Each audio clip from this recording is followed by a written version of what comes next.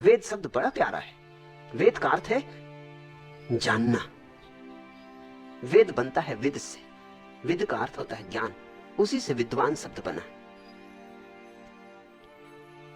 वेद कोई 4 संहिताओं में समाप्त नहीं हो गया है। कोई ऋग्वेद, सामवेद, यजुर्वेद, अथर्ववेद उन पर समाप्त नहीं हो गया है। जब भी दुनिया में किसी व्यक्ति ने अपने भीतर परमात्मा का साक्षात्कार किया है, वेद वहां फिर से जन्मा है। हर बुद्ध के साथ वेद का जन्म होता है। फिर वह बुद्ध चाहे मोहम्मद हो, चाहे जीसस, चाहे जरथुस्त्र, चाहे लाओत्सु, चाहे महावीर, चाहे कृष्ण, चाहे कबीर, चाहे नानक, कुछ भेद नहीं पड़ता। जिसने अपने को जाना, जानते ही उसके ओंठों से वेद फूट पड़ते हैं, क्योंकि वह स्वयं ही ब्रह्म हो गया। असल में यह कहना कि स्वयं ही ब्रह्म हो गया भाषा की भूल है। ब्रह्म तो तुम हो ही, सिर्फ जानते नहीं हो। सिर्फ बोध नहीं, सोए हुए ब्रह्म हो। बुद्ध जागे हुए ब्रह्म, भेद कुछ ज्यादा नहीं।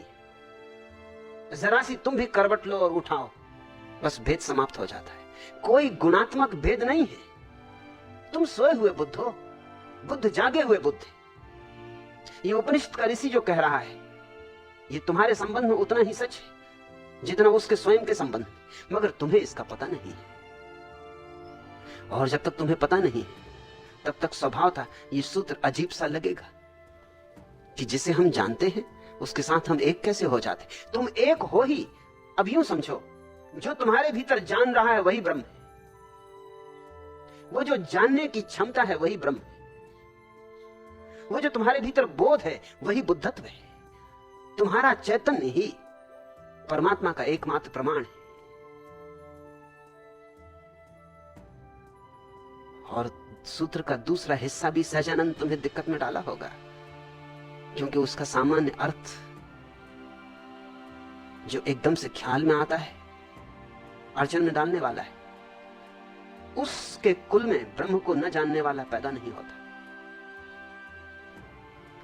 इसको अगर तुमने शाब्दिक अर्थों में लिया तो स्वभाव था बहुत अजीब सा लगेगा, क्योंकि बुद्ध का बेटा राहुल कोई पैदा होने से ही बुद्धत्व को उपलब्ध नहीं हो जाता।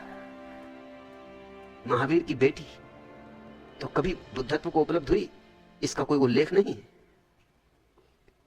और कृष्ण की 16,000 पत्नियां थी, तो न मालूम कितने हजार बेटे बेटियां हुए होंगे।